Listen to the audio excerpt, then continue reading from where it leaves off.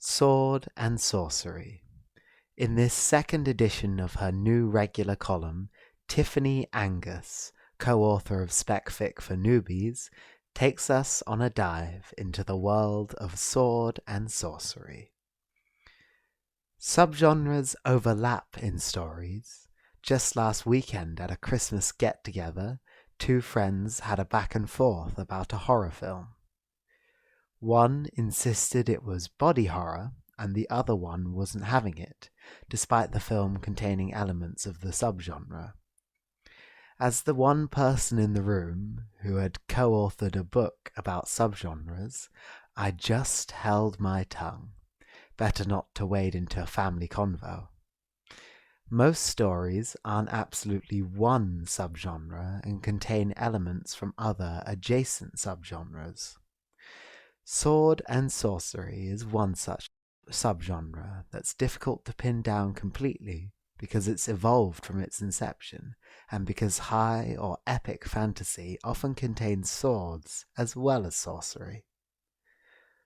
As always, the information in this article is more fleshed out and contains cross-references to other subgenres as well as activities and other practical writing-specific instruction information in Spec Fic for Newbies, a beginner's guide to writing subgenres of science fiction, fantasy, and horror, Luna Press 2023, by Val Nolan and me. This month is a look at sword and sorcery. How is this subgenre, which contains both swords and sorcery, elements found in most high or epic fantasy, distinct from those subgenres? Think of it as a cousin, one of those faces in an old sepia-toned photograph that gets passed around at family reunions. Everyone's heard of Cousin Ernest, and he looks just like Uncle Hamish, but nobody can remember whether he's second or third cousin once or twice removed. Sword and Sorcery, S&S, shares a lot of creative DNA with other fantasy subgenres, but distinguishes itself with a narrower focus. Instead of a ragtag crew roaming across the secondary world landscape on a common quest, S&S usually features a single warrior character, sometimes with a sidekick, fighting supernatural creatures or beings for money or other personal motivation.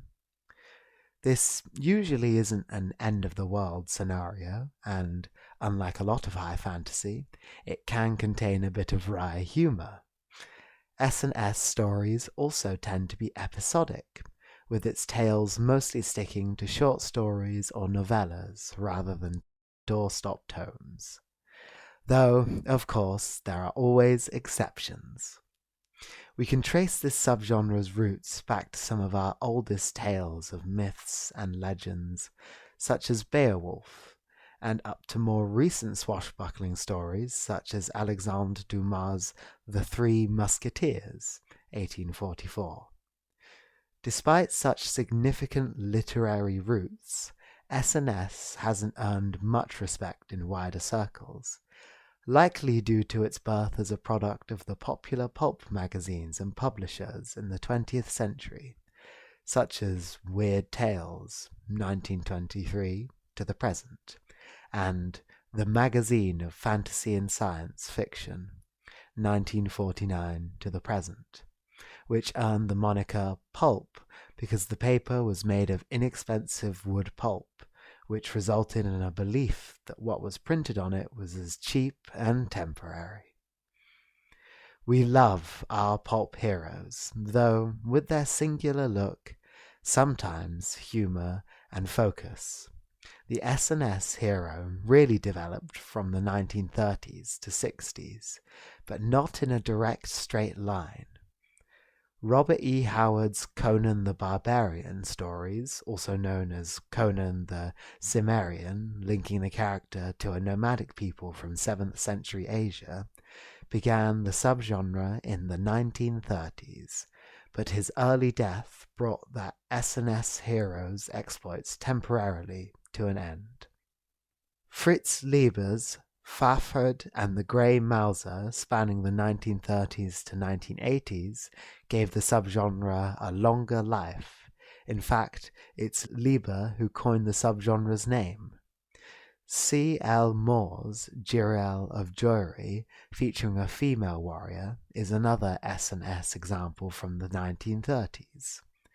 It's easy to see the link between this early S&S and the men's adventure stories of the 1940s, when technology meant that everywhere on Earth had been discovered and explored, but some people still dreamed of mysterious, unknown places being found, and, dare we say it, conquered by strong, solitary Western men. S&S kept on growing and evolving through the 20th century, however. The development of interest in space led to the growth of planetary romance, or sword and planet stories from the 1930s to the 1950s. The John Carter of Mars stories by Edgar Rice Burroughs, 1917 to 22, though early, are one of the most popular, but the reality of the desolation of other planets put an end to the popularity of this SF version of the subgenre in the 1960s, and S&S tales turned their attention back to secondary fantasy worlds. Fantasy itself was experiencing a surge in popularity, partly due to the publication of J.R.R. Tolkien's The Lord of the Rings in mass-market paperback in 1965. Also, Lancer Books published Howard Conan's tales in novel form in the second half of the 1960s, leading to newer S&S tales, as well as a growing number of parodies, partly due to the attitudes towards the popularity, speed, and inexpensive publication materials, pulp.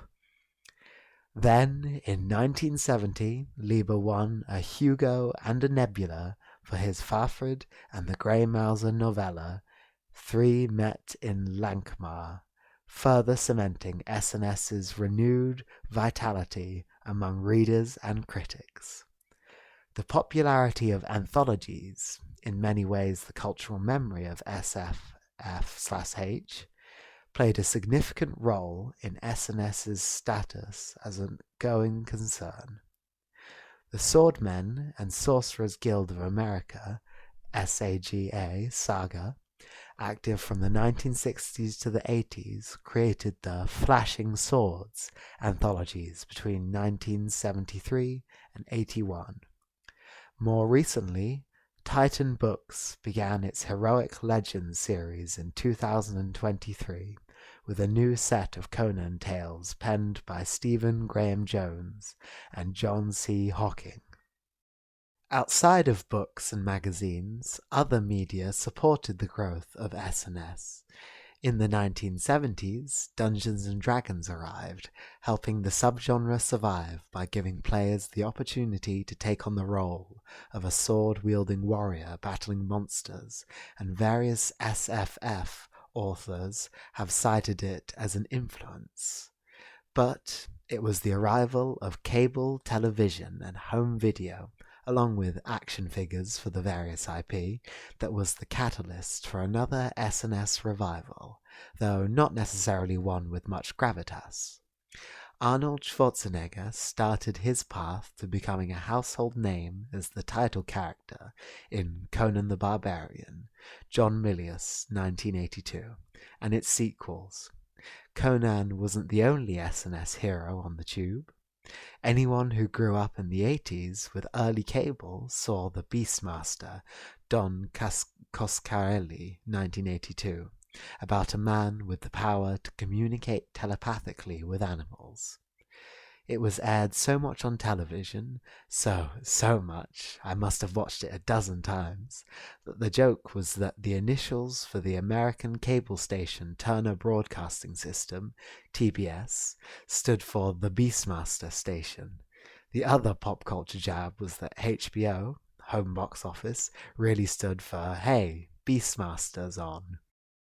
Yet, while history might indicate that this is a subgenre by and for white cishet men, the language in the Conan stories definitely show that Howard was of his time in how women or non-white people are described. That's not the case anymore. For example, C.J. Cherry's Morgane's Cycle series, 1976-79, features a female lead and mixes S&S with SF. Jen Williams' Copper Cat trilogy, 2014-16, stars a female thief, a gay mercenary, and a brown nobleman with a disability. And Elizabeth Bear's The Stone in the Skull follows a unique mercenary on a journey through dangerous lands. Saladin Ahmed's Throne of the Crescent Moon is set in a fantasy world inspired by the Middle East, while African-American author Charles R. Sanders' Imaro trilogy, 1981-85, features a black protagonist's adventures in a secondary world based on Africa. Sanders also coined the term sword and soul to describe this new genre of S&S tales with an African influence. Sword and Sorcery gives readers the chance to engage with a subgenre originally linked to a particular historic time that has evolved as the world has changed to feature a more diverse cast. With its mostly episodic nature, it gives writers the chance to set aside extensive levels of world building and explore character building in shorter stories or novellas without losing any of the fun fantasy tropes and elements. Its longevity also proves that we love a hero or heroine. Meet your guest poster. Tiffani Angus, PhD, a BSFA and BFS Award finalist for her debut novel, Threading the Labyrinth, is also an ex-academic and the co-director of the Underhill Academy for science fiction and fantasy writers.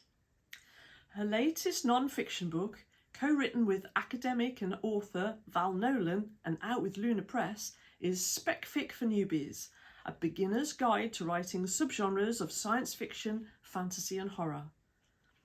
She lives in Bury St Edmunds and is currently at work on Spec Fic Volume 2, a novel, a novella, a short story collection and another scandalous new project.